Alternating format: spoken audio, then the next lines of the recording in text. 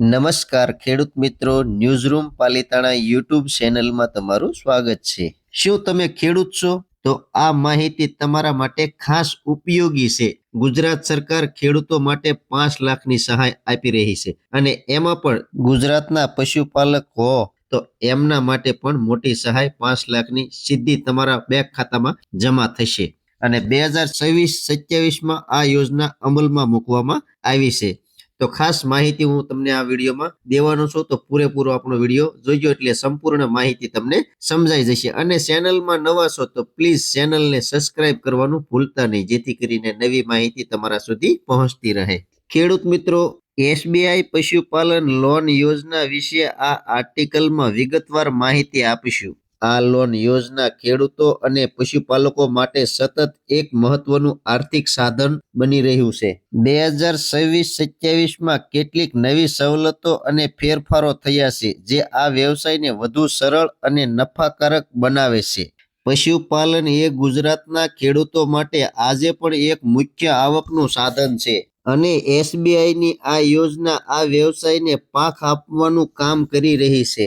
SBI પશુપાલન loan યોજના આ એક લાંબા સમયથી ચાલતી ફાઇનાન્સિંગ સ્કીમ છે જે ખેડૂતો અને પશુપાલકો તેમના વ્યવસાય માટે સસ્તા દરે આર્થિક સહાય પૂરી પાડે છે। 2026માં આ યોજના હેઠળ લાભાર્થીઓને પશુઓની સંખ્યા અને જરૂરિયાતના આધારે 50,000થી લઈને 5 લાખ રૂપિયા સુધીની લોન રકમ મળી શકે છે। ખેડૂત મિત્રો, વાત કરીએ તો 2025ની તુલનામાં મહત્તમ રકમમાં વધારો કરવામાં આવ્યો છે। આ લોન મુખ્યત્વે દૂધાળા પશુઓ, પોલ્ટ્રી, બકરી પાલન જેવા વિવિધ પશુપાલનોનો એકમ માટે છે।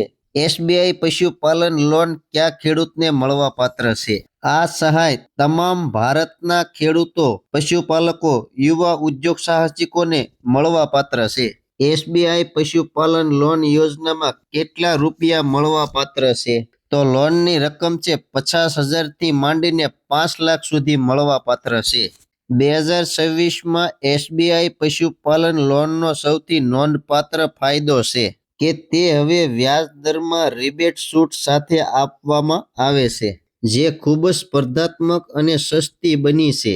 લોનનો ઉપયોગ હવે માત્ર પશુ ખરીદી સુધી મર્યાદિત નથી, પરંતુ આધુનિક ટેકનોલોજી અને ઇક્વિપમેન્ટ ખરીદવા માટે પણ થઈ શકે છે। મહિલા પશુપાલકો માટે વધારાના લાભોની તક છે। વધુમાં વધુ લોન પ્રોસેસિંગ હવે ઝડપી બનાવવામાં આવ્યું છે અને ડિજિટલ ડોક્યુમેન્ટનો પ્રોત્સાહન આપવામાં આવે છે।